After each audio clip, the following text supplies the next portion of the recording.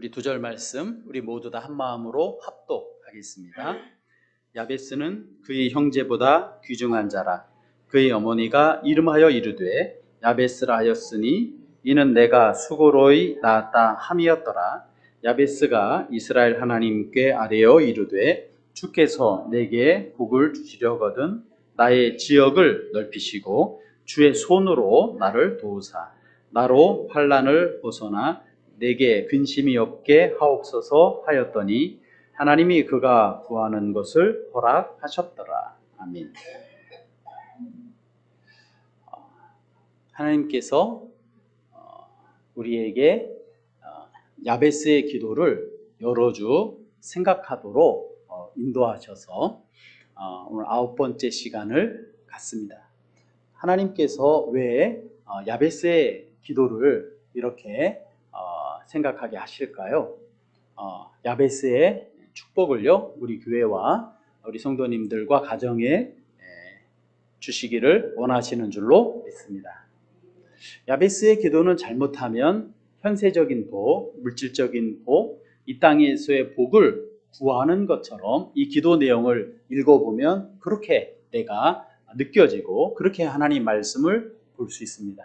그러나 조금 더 깊이 영적으로 본다면 이 야베스가 기도한 것은 현세적인 혹은 물질적인 그러한 복을 넘어서 하나님의 나라와 그 의를 구하는 변화받은 사람의 삶으로 이 기도문을 볼 때 이 기도문이 의미가 있고 또 그래서 성경에 기록되어 있고 그러한 영적인 눈으로 이 본문 말씀을 우리가 볼 때 이 축복이요 바로 나에게, 나의 가정에 그리고 우리 교회 또 이 지역과 이 민족에게 이러한 복이 있는 축복이 있을 줄로 믿습니다. 아멘이십니까? 하나님은 이 세상을 창조하실 때요 물질 세계를 창조하셨습니다. 창세기 1장 말씀에 보면 하나님께서 이 세상과 이 우주를 어떻게 창조하셨는지 너무나 잘 자세하게 그 날별로 무엇을 창조하셨는지 정말 완벽하게 우리에게 말씀해 주고 계십니다. 하나님이 이렇게 보이는 물질 세계만 창조하신 것이 아니라 보이지 않는 영적인 세계도 창조하셨습니다. 이 창조의 시점을 우리가 정확하게 알지는 못하지만 영적인 세계를 하나님께서 창조하셨다는 것을, 왜냐하면 천사도 피조물이고 사탄도 있고 또 귀신도 있고 등등등 이러한 영적인 세계가 있는 것을 우리는 성경을 통해서 알 수가 있습니다. 그래서 하나님께서는요 물질 세계도 창조하셨고 영적인 세계도 창조하신 창조자이신 것을 볼 수 있습니다. 근데 많은 창조물 중에요 아주 특이한 하나님의 크신 계획이 계셔서 창조한 존재가 있습니다. 그 존재는 바로 사람입니다. 바로 인간입니다. 사람은요 물질 세계에 속해 있을까요? 영적인 세계에 속해 있을까요? 예, 지금 딱 나뉘는데요. 물질 이렇게 나오는 분도 있고 영적인 세계 이렇게 나오는 분도 있는데 다 맞습니다. 왜냐하면 사람은요 유일하게 특이하게 육체적인 존재일 뿐만 아니라 영적인 존재로 만드셨습니다. 그리고 세상을 다 창조하신 이후에 사람에게 무엇을 주셨느냐 하면요 복을 주셨습니다. 우리가 지난주 말고 그 전주, 셋째 주, 넷째 주에 복을 주시려거든 복에 대해서 우리가 생각했거든요. 하나님께서 누구에게 복을 주시냐면요 사람에게 복을 주셨어요. 언제 복을 주셨느냐면요 사람을 창조하시고 바로 복을 주셨어요. 그리고 사람을 창조하시고 첫날이 안식일, 그러니까 예배일이었어요. 그래서 사람은요 창조한 다음에 일을 한 것이 아니고요 제일 처음에 복을 받습니다. 그리고 그 다음에 하나님을 예배합니다. 그 다음에 하나님의 그 주신 창조의 명령을 따라 세상을 다스리고 정복해라. 하나님의 대리자로 이 땅에서 하나님의 나라를 이루고 확장하고 하나님께 주시는 세상을 보고 하나님의 이름을 높여라. 어떻게 보면 우리에게 세상을 위임하시고 그리고 어떻게 보면 하나님께서 우리에게 이 세상을 다스리고 정복할 수 있도록 능력 주시고 사람에게 이렇게 살아가라고 사람을 복 주신 것을 볼 수 있습니다. 사람을 지으셨을 때요 다른 동물들을 지을 때는 말씀으로 지으셨어요. 하늘에 나는 새가 있으라, 땅에 짐승이 있으라 말씀하시니까 그대로 되었습니다. 그런데 사람은요, 하나님께서 직접 빚으셨다 하시고, 그리고 그 코에 생기를 불어 넣으시니까 생명, 살아있는 영이 됐다, 이렇게 말씀하세요. 그러니까 사람은요, 하나님께서 가지고 계신 놀라운 뜻이 계시고, 이 창조 세계 속에서 하나님께서 이루고자 하시는 뜻을 누구를 통해서 이루시냐면 사람을 통해서 이루어 나가시는 것이죠. 그런데요, 사람은 이 놀라운 축복을 주신 하나님과 단절돼 버렸어요. 지금 이 시대도요, 이 단절된 것이 회복되어 살아가는 사람이 있는가 하면 단절된 대로 살아가는 사람이 있습니다. 하루가 천년 같고 천년이 하루 같다, 그렇게 말씀하시는데요, 하루를 살지만 그 가치는 천년과 같이 하나님께 영광 올려드리는 삶을 살아가는 사람이 있는가 하면요, 천년의 시간을 보낸 나라가 있다 할지라도 그것은 하루만도 못한 그러한 영광을 가지고 떵떵거리고 살아갈 수도 있다는 것을 알 수 있습니다. 여러분, 우리 모두는 하나님과 단절된 이것이요, 해결이 되고 하나님과의 관계가 회복이 되고 나의 자아상도 회복이 돼서 나의 살아가는 삶은 똑같은 것 같지만 나의 세계관이 바뀌고 삶을 바라보는 방향과 목적이 바뀌어서 하나님의 사람으로 살아가는 은혜와 축복을 누리는 성도가 되고요, 그 은혜와 축복을 누리는 각 가정이 되고 그 은혜와 축복을 누리는 몸된 교회를 이루기를 주님의 이름으로 축원합니다. 그렇게 할 때 우리 민족이 복받은 민족 되고 또 세계 열방에 하나님을 증거하는, 우리가 하나님께서 베풀어 주신 은혜를 받고 그리고 또 증거하는 증인의 귀한 민족으로도 쓰임받을 수 있을 줄로 믿습니다. 사단의 유혹으로 말미암아 죄를 지은 인간은 하나님과 단절되었고요, 하나님께서 창조하셨을 때 그러한 모습을 잃어버렸어요. 그래서 이렇게 과학자들도 사람이 가지고 있는 능력을 1%도 쓰지 못한다고 하는데 많은 것들을 잃어버렸습니다. 아담을 볼 때 아담은 그 동물이나 식물이나 세계 모든 것들을 보면서 바로 그 특성과 특징들을 파악해서 이름을 다 지었어요. 그리고 그 이름을 다 기억할 수 있는 그러한 능력을 가지고 있고, 이런 것들을 다 활용해서 하나님께 영광 올려드리는 그러한 삶을 살았습니다. 그러나 죄로 말미암아 하나님과 단절되었어요.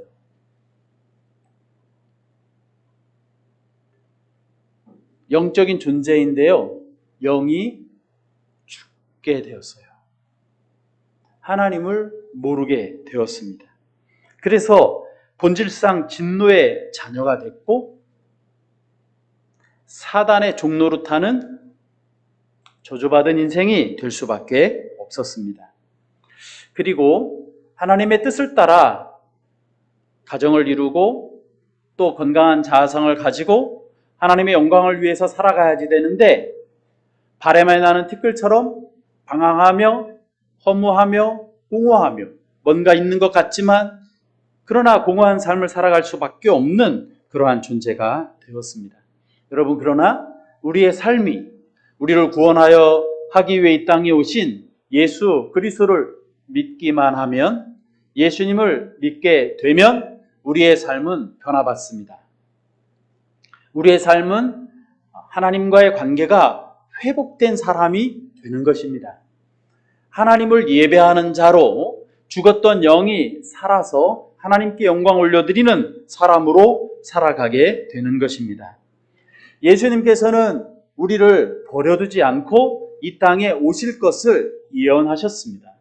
죄를 짓자마자 예언하셨고, 예수님께서 이 땅에 오셔서 인생의 문제와 나의 죄의 문제를 해결하기 위해서 이 땅에 오셔서 피조물의 형상을 입고 이 땅에 오셔서 나의 죄를 대신해서 그 죄의 대가를 치르시고 십자가에서요 죽으시고 피를 흘려 죽으시고 또 죽음을 이기시고 부활하셨습니다.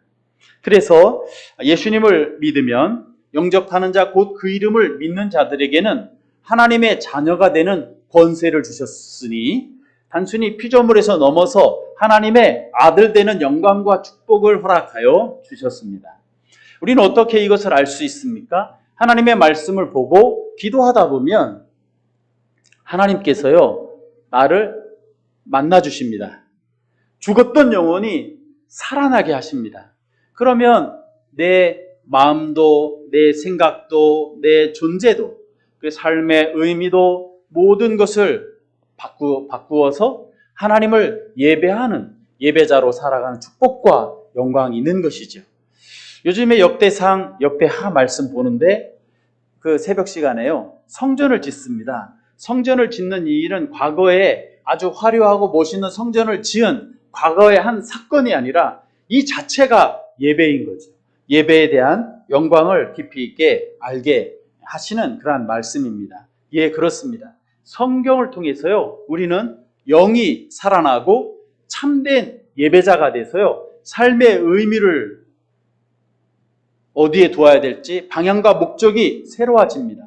그래서요, 내가 어떤 것을 가지고 있느냐를 떠나서 감사하고 하나님께 영광 올려드리는 귀한 삶을 살아가게 됩니다.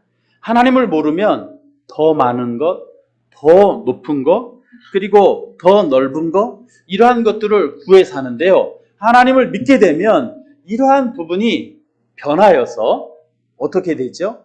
내게 있는 것을 가지고 감사하고, 숨 쉬는 거 감사하고, 또 하늘이 있어 감사하고, 땅이 있어 감사하고, 교회가 있어 감사하고, 생명이 있어 감사하고, 범사에 감사하는 삶으로 자꾸 바뀌어 가는 것이죠. 자꾸 바뀌어 가는 것이죠. 많은 것을 가졌는데도 하나님이 없으면 불안합니다. 왜 불안하죠? 주위에 보면 많은 것들을 가졌는데 하루아침에 그런 것들이 날아가는 사람들이 날아가는 걸 많이 보거든요. 나에게도 언젠가 내게 있는 것, 물질이나 혹은 건강이나 혹은 성공이나 이런 것들이 언제 어떻게 날아갈지 모르기 때문에 가지면 가질수록 그 마음속에 찾아오는 것이 불안이에요. 이런 거 빼앗기기 싫은데 빼앗길 것 같으니까 불안합니다. 그래서 내가 무엇을 소유했느냐가 나를 결정하고, 소유했는데 염려와 불안을 가지고 또 공허함 속에 살아갈 수밖에 없는 것이 삶이죠. 그러나 하나님을 믿으면 삶이 바뀌는 이유가 있습니다. 지난주에 우리가 생각한 것처럼 이 알렉산더 대왕이 이 지역을 생각하면서 지역 땅을 많이 차지한 사람이 누군가 살피다가 알렉산더 생각했는데, 이 알렉산더는 더 이상 내가 차지할 땅이 없다 해서 슬퍼했대요.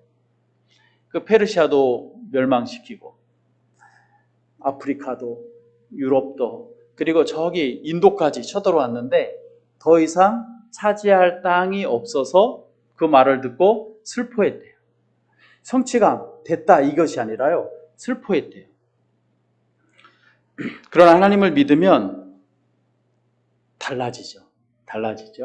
소유를 향해 나가는 사람이 아니라 내 존재가 하나님의 사람으로 변화받아서 내 안에 누가 계시냐면 하나님이 계시죠. 그래서 하나님과 동행하는 삶을 사니까요, 내 삶에 있는 것이 하나님으로 말미암았다는 것을 고백하고 하나님의 나라와 그 영광을 위해 살아가는 귀한 삶이 되는 것이죠. 오늘 예배를 드리는 우리 모든 분들은 하나님을 만나서요, 그리고 내 영이 변화받아서요, 하나님으로 말미암아 감사가 나오는, 그리고 하나님께 영광 올려드릴 수 있는 영이 살아나는 그러한 축복이고요, 그러한 가정을 이루고요, 참된 예배자로 살아가는 그러한 은혜와 영광이 있기를 주님의 이름으로 축원합니다. 하나님을 믿게 되면은요, 그 다음부터는 기도가 달라집니다. 하나님을 믿기 전에는요, 하나님을 모르는 이방의 많은 신들을 섬기는 그러한 사람들과 똑같이 기도합니다.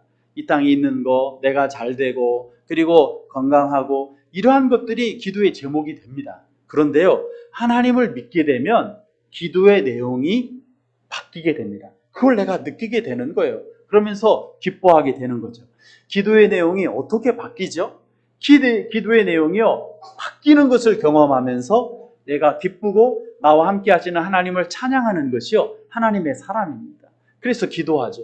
요즘에 새벽 예배 드리는데 감사한 것은 새벽 예배 드리는 분들이 자꾸 좀씩 더 늘어나는 것 같아요. 한 10명대에 모이다가 또 20명대 이렇게 모이다가 거의 30명 가까이 오실 때도 있고요. 그러니까 저희가 모이는 회집 인원에서 새벽을 깨우시는 분들이 많아지는 것 같아요. 이것은 하나님께서 우리에게 주신 큰 축복이라고 생각합니다.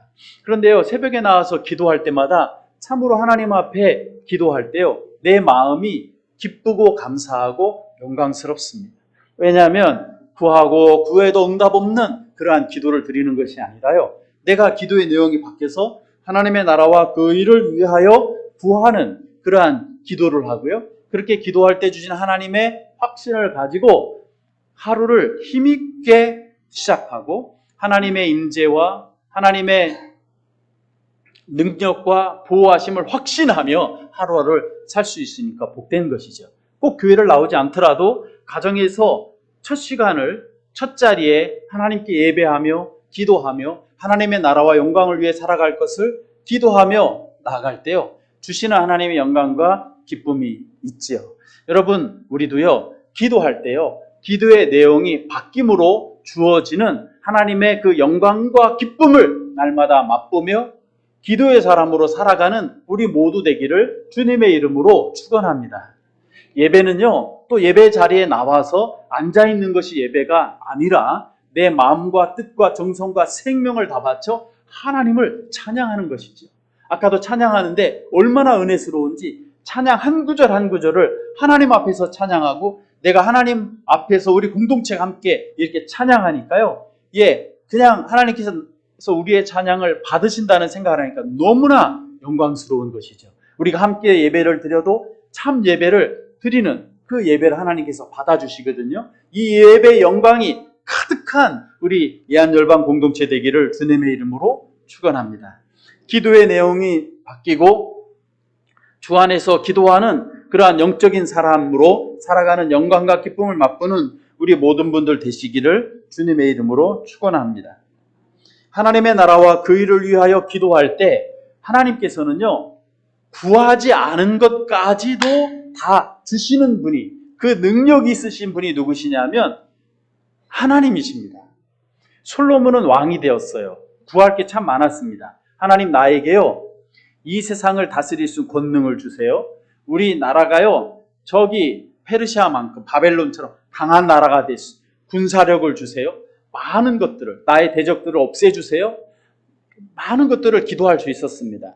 그런데 솔로몬은요, 어떻게 보면 하나님 앞에서 주신 사명을 따라 하나님의 나라와 영광을 위하여 내가 무엇을 구해야 될지 알았습니다. 하나님께서 너한테 뭐 줄까? 물어보면 내가 뭐 주세요? 이렇게 준비되어 있어야 되죠. 그래야지 바로 말할 수 있잖아요. 하나님 잠깐 기다려보세요. 내가 좀 생각하고 생각 정리하고 말할게요. 이렇게 준비된 마음이 아니지 않습니까? 솔로몬은 준비된 마음이 있었어요. 어떤 것을 구했느냐 하면 하나님께서 나의 삶을, 이스라엘 백성들을 다스리라고 왕으로 세우셨는데 하나님의 나라를 잘 통치할 수 있는, 하나님의 나라 백성들이 올바른 그러한 선과 악을 구분할 수 있는, 하나님의 나라가 잘 임하는 그러한 왕으로서 살아갈 수 있는 나한테 무엇을 주세요? 지혜와 총명을 주세요. 그러니까 하나님께서 내가 부도, 명예도, 영화도, 대적과 군사력과 이런 것도, 그러니까 보이는 것을 구하지 않고 하나님의 나라를 구하는구나. 내가 전무후무한 그러한 지혜를 너한테 주겠고 내가 구하지 않은 것까지도 주겠다 하시고 하나님께서 그 모든 것들을 채워주셨고 그 하나님의 그러한 응답을 보는 솔로몬이 되었죠. 우리도요, 하나님을 만나고 내 영이 살지 못하면 그 외의 것을 구하고 하나님의 영광을 구하지 못하거든요. 근데 하나님의 영광을 구하면 하나님께서요, 그 모든 것들을 채워주시는 역사를 우리의 삶에 주실 줄로 믿습니다. 바로 그러한 능력이 있으신 분이고요. 바로 우리의 영이 회복이 될 때 하나님께서 놀랍게 역사하시고 축복하시고 솔로몬에게 응답하셨던 것처럼 그러한 응답을 주시는 그러한 삶을 살게 하실 줄로 믿습니다. 요즘에 굉장히 중요한 이슈 중에 하나는요, 은퇴한 이후에 내가 어떻게 사느냐입니다. 젊었을 때부터요, 은퇴 이후를 준비합니다. 그래서 뭐가 중요하냐면 은퇴 자금이 굉장히 중요합니다. 예, 하나님께서 너 뭐 줄까? 이렇게 물어보면 은퇴 자금 주세요. 이렇게 말할 수도 있는 시대를 살아가고 있는 것 같습니다. 그 통계를 보니까요, 2024년의 통계를 보니까 의식주를 넘어서서 취미생활이나 문화생활을 할 수 있으려면 노년에 어느 정도 한 달에 얼마 정도 있어야 되냐, 통계청에서 낸 걸 보니까요, 우리나라 한 336만 원 정도가 한 달에 있으면 그렇게 살 수 있다, 이렇게 나왔습니다. 그리고 의식주만 생계비만으로는 240만 원 정도가 있어야 된다, 이렇게 통계가 나왔습니다. 근데 문제는 이제 현실이죠.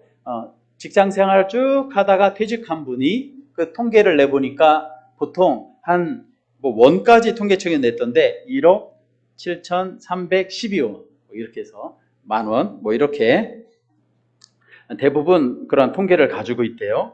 그런데 이 정상적으로 직장 생활을 잘 꾸준히 해오다가 은퇴한 다음에 나한테 일반 평균적으로 가지고 있는 금액이 그 정도라는 겁니다. 그러면 100세 시대를 살아가는데 60세 은퇴하면 10년도 채 되지 않으니까, 이러니까 더 많이 걱정을 하고 염려하고 있는 거 아닌가 싶습니다. 맞습니다. 우리가 하나님께 주신 나의 삶을 잘 계획하고 은퇴 이후도 어떻게 살아갈까 계획하고 살아가는 것은 굉장히 지혜로운 삶이라고 생각합니다. 그런데요, 현실적으로는 내가 노력해도 내가 원하는 만큼 현실적으로 이루지 못하는 것이 현실이라는 것도 통계적으로 나와 있습니다. 여러분, 우리가요, 주님 앞에 오늘 말씀을 생각하면서 나의 지역을 넓히시고 이렇게 기도하는 이 기도의 본질을 우리가 생각하면서요, 저희가 우리의 앞에 그러한 삶에 나의 노후, 나의 미래를 계획할 때 무엇을 위해 나의 미래를 계획할까? 여러분, 하나님의 나라와 영광을 위해서 나의 노후를, 나의 미래를 계획할 수 있는 주님의 사람이 되시기를 축복합니다. 그러면 그 구하지 않은 것도 채워주실 수 있는 분이 누구시죠? 하나님이신 줄로 믿습니다. 믿습니까? 나 준비 안 돼서 불안해, 이러한 생각을 넘어서 믿음으로 하나님의 영광을 위해 계획하고 전진할 때 하나님께서 나의 삶을 가장 합당하게 복되게 하여 주실 줄로 믿습니다. 하나님의 나라와 그 일을 먼저 구하는 우리 모두 되기를 주의 이름으로 축원합니다. 여러분, 우리가 다음 세대들에게 물려줘야 될 것이 있어요. 무엇을 물려줄까요? 유산일까요? 우리 한국의 어르신들은 귀에서 자녀들에게 배움을 남겨줘야지 된다. 그래서 열심히 자녀들에게 배움을 남겨주고 우리나라가 교육 수준이 굉장히 높아졌습니다. 여러분, 그런데 우리의 믿음의 어른들, 믿음의 세대가, 전 세대가 우리에게 남겨준 것은요, 신앙의 본질을 우리에게 참 너무 많이 남겨주셔서 감사한 겁니다. 여러분, 이제 우리가 그 바톤을 받아서 우리의 다음 세대들에게 남겨줄 것은요, 다른 거 아니에요. 다른 거 아니에요. 물질은 그죠? 이웃을 위해, 주님의 나라를 위해 쓰고, 자녀들에게는 남겨줄 것이 있는데요. 무엇을 남겨줄까요? 믿음의 유산을 남겨줄 수 있는 우리 모두 되기를 주의 이름으로 축원합니다. 내가요, 감사헌금을 드리는데요, 자녀가 좋은 대학에 들어가면 감사헌금 드려야 될까요? 예, 맞죠. 당연히 드려야죠. 당연히 드립니다. 그리고요, 좋은 직장에 들어갔어요. 감사헌금을 드려야 될까요? 예, 감사헌금을 드려야 돼요. 그런데요, 저희가 감사헌금 드릴 때요, 감사의 내용이 좀 바뀌어야 할 것이 있습니다. 당연히 드려야 되죠. 그럴 때는요. 그런데 우리 자녀가 성경을 잘 읽어서 감사헌금을 드리고,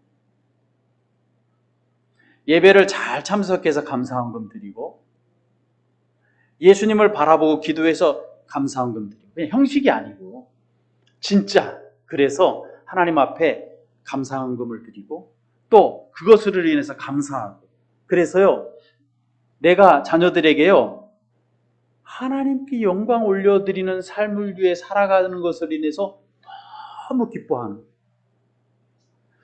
좋은 대학에 들어가는, S대학 들어가는 것보다 더 기뻐하는 거예요. 그러면 자녀에게 무엇이 흘러갈까요? 예, 믿음이, 영적인 세계가 흘러가요. 그런데 세상적인 것이 잘 되면 너무 기뻐해요. 내가 주님을 믿는 것에 대한 기쁨보다 세상적인 기쁨이 내가 너무 큰 기성세대예요. 그러면 그 자녀에게 무슨 세계가 흘러갈까요? 물질 세계가 흘러가요. 여러분, 이러한 면에서 볼 때 우리가 받은 복은 복에서 끝나는 것이 아니라 사명이죠. 사명이죠. 하나님, 내가 영적인 늘로 기뻐하는, 영이 살아있는, 영이 시퍼렇게 살아있는 삶이 되게 해달라고 기도하고, 그러한 삶을 살 때 하나님께서 내 자녀의 주인이 되어주셔서 내가 없는 그날도 우리 자녀와 누가 함께 하세요? 하나님께서 함께 하세요. 하나님께서 함께 하시면 되는 겁니다. 하나님께서 함께 하시면 염려가 없어요. 하나님께 맡길 수 있는 것입니다.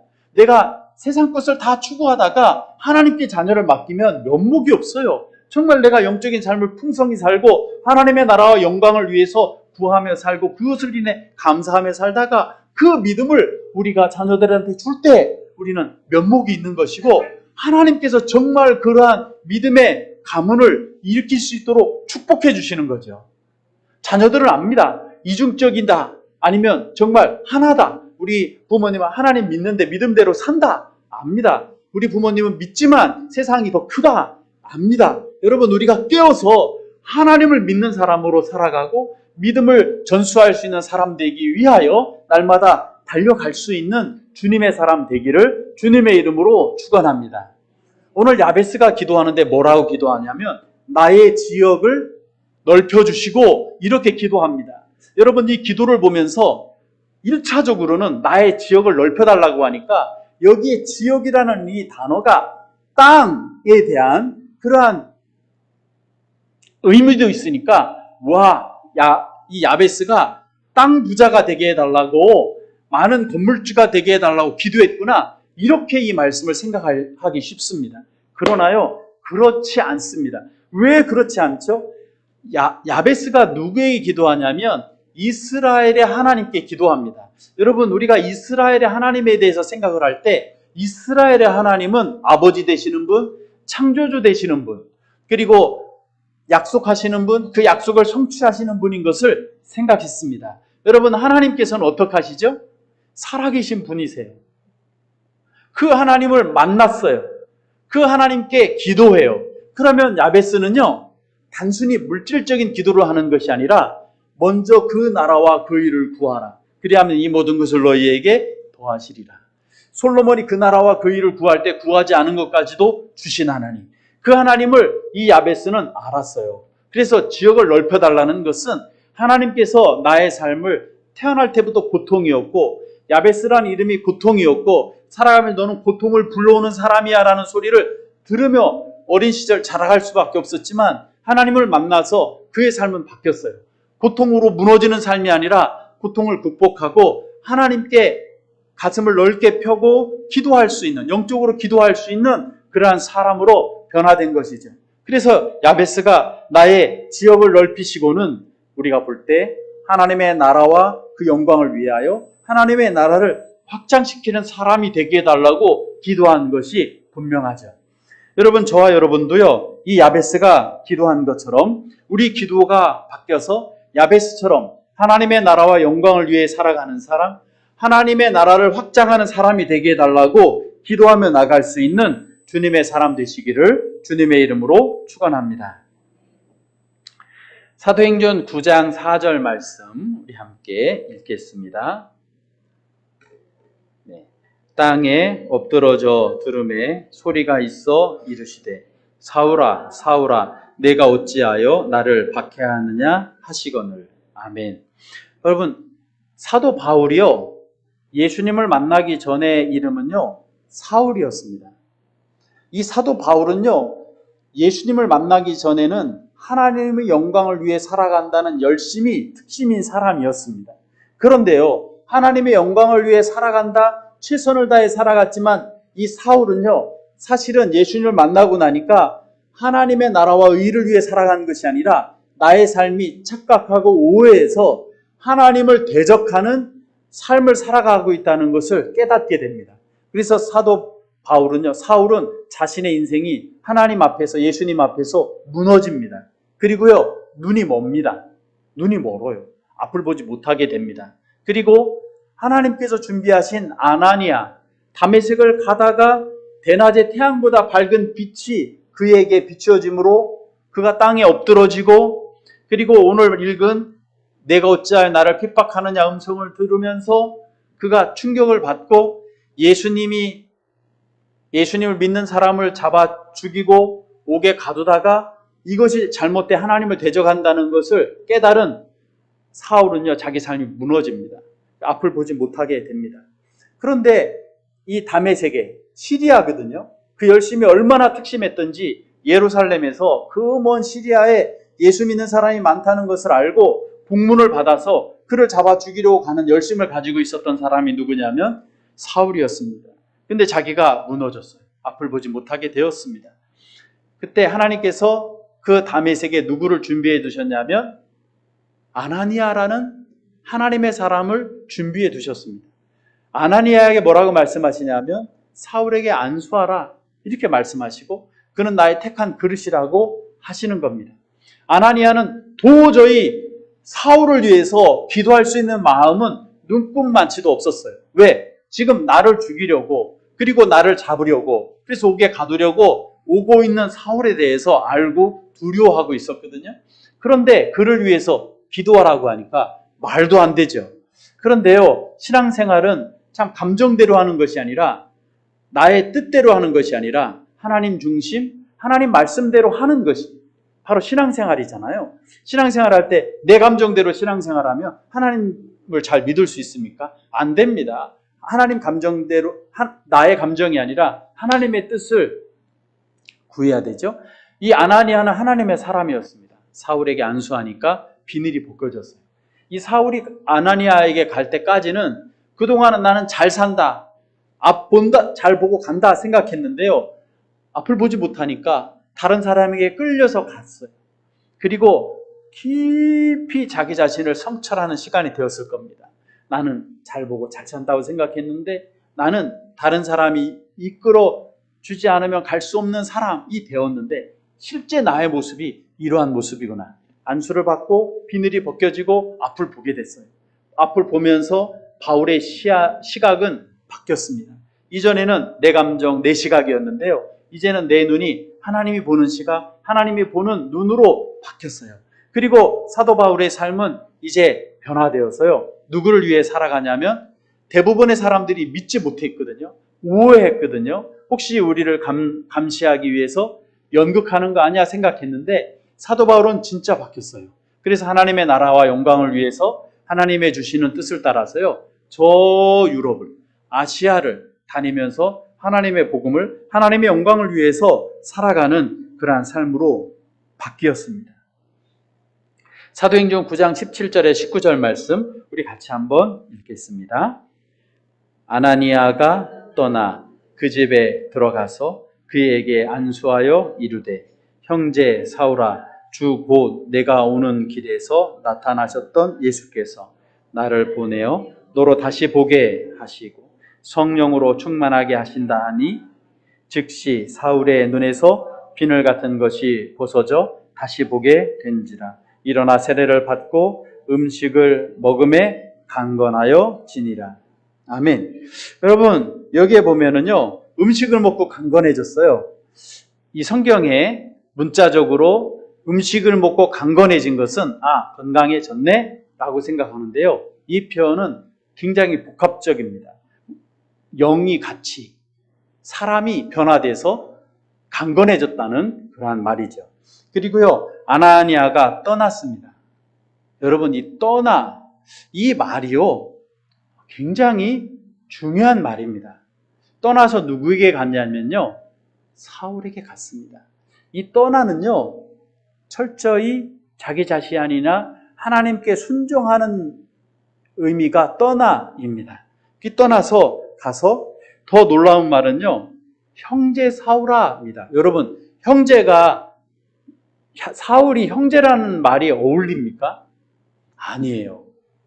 아니에요. 교회를 핍박하는 원수 같은 사람이었죠. 그런데요, 아나니아는 하나님께 주시는 시각으로 보니까 사울이 형제인 것을 알았어요. 그러니까 하나님의 은혜를 받으면 관계가 새로워지는 거. 관계가 새로워져요. 동호회에 있는 사람의 관계도 새로워지고, 가족 간의 관계도 새로워지고, 직장의 관계도 새로워지고, 이렇게 새로워지는 거죠.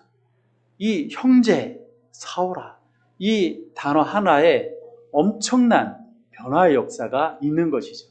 여러분, 이렇게요, 형제 사울아라고 변화되는 시각의 변화, 그리고 내 마음의 생각의 변화, 바로 이것이 주님을 만난 사람의 모습이죠. 이러한 놀라운 축복과 은혜가 우리 모두에게 있기를 간절히 소망합니다. 이제 바울은 삶이 달라졌어요. 그래서 일어서서 내 지역을 넓히시고 야베스와 같은 그러한 기도를 하면서 하나님의 나라를 위해서 땅끝까지 이르러 복음을 증거하는 그러한 삶을 살아가게 되는 것입니다. 여러분, 우리도요, 하나님의 나라와 그 일을 위하여 살아갈 때 하나님께서 나의 삶을 복주시고 모든 관계와 기도의 내용과 삶의 의미와 목적과 방향을 변화시켜 주셔서 하나님을 예배하는 예배자로 하나님의 나라를 확장하는 그러한 사람으로 내 지역을 넓혀달라고 기도하며 응답받는 삶을 살아가는 그러한 축복된 주인공 되게 하여 주실 줄로 믿습니다. 사진을 한 장 준비했는데요. K-팝의 선구자라고, 우리나라의 K-팝 선구자라고 하는 사람입니다. 박진영 씨죠. 박진영 씨. 박진영 씨의 나이가 한 몇 살 정도 됐을까요? 예? 50은 넘었죠. 50대죠. 근데 볼 때는요, 그렇게 보이지 않아요. 그런데 이 박진영 대표가요, 얼마 전에 대통령 직속으로 있는 대중문화교류위원회 공동위원장, 그러니까 우리나라의 장관직으로 임명됐습니다. 왜 그렇게 되었냐면 우리나라의 이 문화를 미국에 그리고 전 세계에 알리는데 그 문을 여는데 앞섰던 사람이 박진영 대표입니다. 정말 인성이 참 좋고요. 이 서태지 같은 사람도 처음에 눈에서는 음악에 대한 열망이 있는데요, 너무 사는 게 어려우니까 어머니가 병원에 있고, 근데 이 박진영 씨가 병원비 다 대주면서 그 아이의 가능성을 끌어내면서 키워서 은인이다, 그런 표현을 하고, 그래서 뭐 좋은 여러 가지 일화들이 많이 있습니다. 그래서 K-팝을 세계 정상에 이끈 인물로 알려져 있죠. 지금은요, 어마어마한 재산과 인기와 명예를 누리고 있어서요, 이 위원장의 그러한 직분을 받지 않아도 아무렇지도 않은, 오히려 힘들 거예요. 그런데 이렇게 되었습니다. 그러나 박진영 씨가요, 처음부터 그런 것은 아니었습니다. 박진영 씨가요, 미국 시장에 갔을 때 너무나 실패를 많이 경험하게 됩니다. 그리고요, 가정이 파탄되고 정말 너무 힘든 그 어두운 터널 안에 진입해서 살아갔습니다. 그런데 너무 허무하고 두렵고 공허하더랍니다. 내가 있는 것들을 언제 어느 때 다 날려버릴 수도 있겠구나, 그러한 마음이 들고요. 가지면 좋을 줄 알았는데 가지면 가질수록 허무가 자꾸 들어오고 두려운 마음이 자꾸 생기더래요. 채워지지 않는 그런 허무가 들어와서요, 죽음이 옆에 있고 죽음을 계속 생각하는 그런 가운데 있었답니다. 이때 여러 종교들을 한번 내가 돌아봐야 되겠다 하다가 하나님께서 그를 만나 주셨어요. 왜냐하면 성경을 보다가 참 하나님이 여기 계셨네, 이 마음이 들었어요. 그래가지고요, 2년 동안 하루에 10시간 이상씩 성경을 미국에서 읽고 공부하고 연구하고 하루 10시간씩 성경만 파는 거예요. 그래서 하나님 그가 만났어요. 근데 미국에서 여러 목회자들을 그러면서 만났어요. 그래서 성경 말씀에 대해서 듣고 깨달았어요. 그리고 그의 삶에 빛이 비추어졌어요. 그래서 이제 하나님을 전할 수 있는 열정이 있는 사람이 되었어요.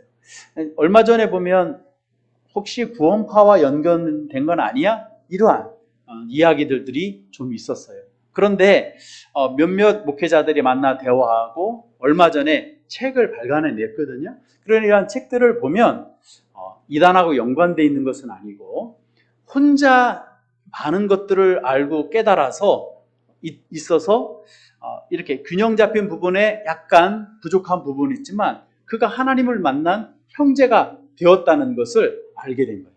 그래서 목회자들도 그를 위해 기도하고 있고 또 이 박진영 씨도 하나님 앞에서 건강한 공동체 안에서 믿음이 잘 살아나가야 될 그러한 길들이 앞으로 남아 있으리라고 생각이 듭니다.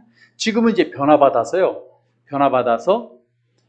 하나님께 영광 올려드리는 하나님을 증거하는 삶을 살기를 힘쓰고 기도하는 사람으로 변화받고 이렇게 좋은 그러한 영향력을 나타내는 자리에 있어요. 그리고 그를 통해서 많은 연예인들이 이제 예수님을 믿게 되는 역사가 나타날 수밖에 없는 것이 인터뷰하면서도 툭 나오는 것이 누구냐면 예수님.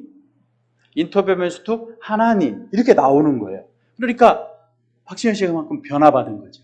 그래서 어떻게 보면 잘못된 길로 가지 않도록 기도해야 될 것 같아요. 그를 통해서 하나님의 나라가 지역이 넓어지는 역사, 하나님의 형제로서 살아가는 축복이 있기를 기도해주고 그래서 연예계에도 좋은 하나님의 나라 영향력이 가득하도록 기도해야 되지 않을까 싶습니다. 저희 아버지께서도요, 전에는 하나님을 모르셨거든요. 근데 40대 중반에 하나님을 만나셨거든요. 하나님께서 함께 하시니까 예배한 첫날 하나님 만나주셨어요. 하나님을 만난 이후에 저희 가정이 변화된 게 있습니다. 그것은요, 가정 예배를 드리는 가정으로 변화됐습니다. 그래서 함께 가정 예배를 드리기 시작했습니다. 하나님을 만나니까 너무 기쁜 겁니다. 가정 예배를 드렸어요. 그래서 그전에는 사업을 하시면서 사업이 잘 되셨는데 희한하게 그 사업이 다 잘 될 때는 하나님 만날 수 있는 그러한 것이 안 되셨는지 사업을 실패하시고 하나님을 만나셨어요. 근데 하루는 가정 예배를 드리고 지나가듯이 저한테 이런 말씀하시는 겁니다. 일령아, 예전이 더 좋니? 지금이 좋니? 생각이 바로 많은 생각이 지나가면서 지금이 좋아요. 제가 그렇게 말했어요. 지금은 경제적으로는 너무나 어려웠어요. 상황은 어려웠어요. 단칸방에 5명이 살아가는 상황이 되었어요. 그런데 딱 그 질문을 듣는데 형식이 아니라 정말 내 마음에 하나님을 예배하는 가정이 되니 다 됐다. 그 마음이 들었어요. 지금이요. 이렇게 대답을 하고 더 이상 말은 없이 지나갔어요. 그런데 그 아버지의 말이 제 마음속에 남아있어요. 그때가 좋니? 지금이 좋니? 왜? 아버지가 생각하니까 지금이 좋은 거예요. 하나님의 나라가 가정에 임하니까 만족한 거예요. 감사한 거예요. 그래서 주 안에서 믿음 안에 항상 새벽을 깨우며 기도하고 말씀을 보는데 또 그 다음에 삶의 고난의 순간들을 고난의 순간만 볼 수 있지만 지가 지나고 나니 그 모든 고난의 순간을 기도하며 끝까지 승리하셨거든요.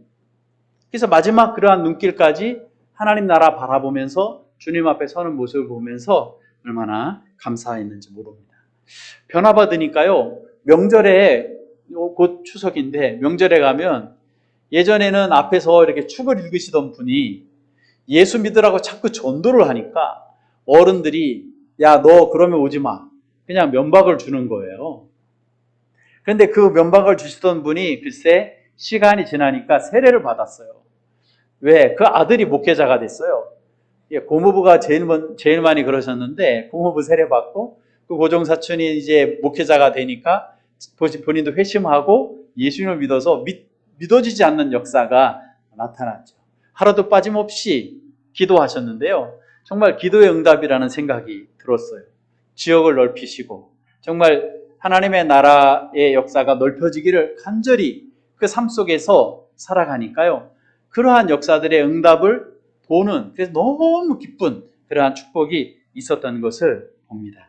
여러분, 오늘 우리가 이 짧은 단어, 나의 지역을 넓히시고, 이 단어를 보면서 물질 세계에 속한 그러한 시각으로만 이것을 보는 것이 아니라 영적으로 이 제목을 보아서 하나님의 나라와 그 일을 위하여 또한 하나님의 나라의 확장을 위하여 나도 야베스처럼 기도하고 바울처럼 기도하고 솔로몬처럼 기도하여 하나님의 응답을 보는 귀한 삶을 살아가는 귀한 우리 모든 성도님들이 되시기를 주의 이름으로 축원합니다. 여러분, 우리 교회는요, 하나님의 영광에 동참하는 2학기가 되게 해달라고 기도하고 지금도 새벽마다 기도하고 특세하면서 2학기를 시작했습니다. 여러분, 2학기에요 있는 여러 가지 일이 있어요. 우리 방송 봉사도 있고 방수 봉사도 있고 다니엘 기도회도 있고 추수감사절 성탄절 있고요. 그리고 다니엘 기도회하고 11월 달에요. 요즘에 가장 핫한 송경민 목사님 계시죠? 그 송경민 목사님의 찬양을 가장 많이 소화하는 가장 핫한 지선 전도사님 계시잖아요. 은혜부터 시작해서 많은 찬양, 지선 전도사님이 11월 14일 날 우리 교회에 와서 이제 찬양하며 간증하는 시간을 가지고 2학기 이런 시간들이 준비되어 있어요. 여러분, 이 2학기의 기간이 하나님의 은혜가 가득하고 나의 영적인 지경과 가정과 또 우리 교회 지역을 넓히시는 그러한 축복의 2학기가 되게 해달라고 우리 모두 기도하고요. 또한 하나님의 영광에 동참하는 2학기의 시간을 살아가는 우리 모두 되기를 주님의 이름으로 축원합니다.